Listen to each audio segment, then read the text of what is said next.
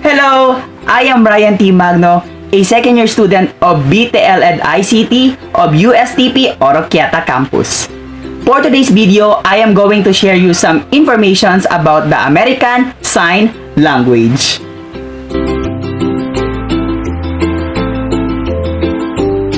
Sign language is one of the earliest and most basic forms of human communication.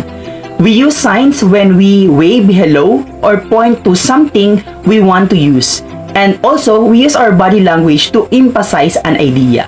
Sign language in a deaf community is a visual form of language that uses the hand gestures and body language to convey meaning. So, alright. So, formal sign language is a visual sign language that uses hand gestures and a body language to convey meaning, as what I have said earlier. However, long before a formal sign language was established, people both hearing and deaf had been using hand signs and gestures to communicate. So in the history, for centuries, monks used hand signs to aid with communication during a vow of silence. So meaning to say, in 1500s, Pedro Ponce de Leon, a Spanish monk, adopted these signs to educate deaf students. So he is considered the first teacher, in fact, of the deaf.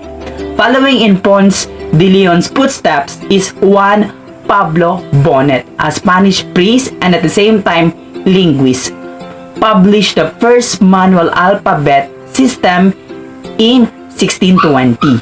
So Thomas Hopkins Gallaudet, on the other side, is a minister in Hartford, Connecticut.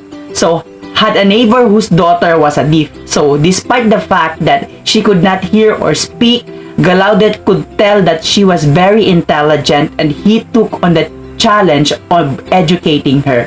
So, in 1816, he traveled to Europe to visit the many deaf schools founded by the EP graduates. So during his travels, he met Laurent Clerc, a deaf graduate who had become the instructor of EFI Institute. So here, Gallaudet persuaded Clerc to come to the United States with him during that time. So in 1817, Gallaudet and Clerc founded the American School for the Deaf. So the first public school in the United States. Wow. So in Hartford and Connecticut.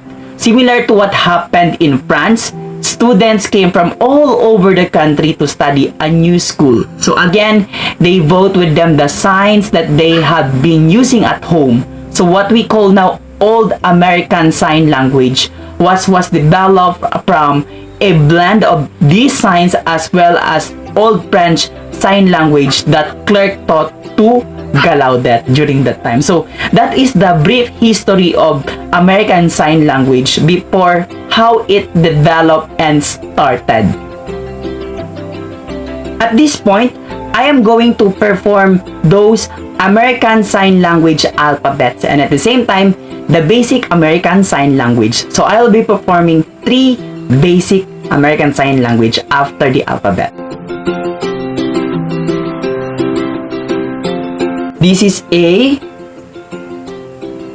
B, C, D, E, F, G, H, I, J, K, L, M, N, O, this is O, P, Q, R, S, T, U, V, W, X, this is X, Y, Z, Z.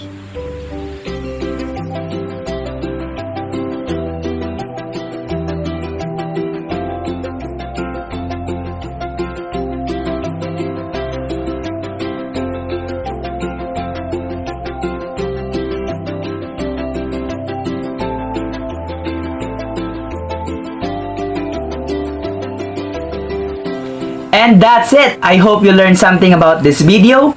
Once again, this is Ryan T. Magno. Thank you for watching. Bye!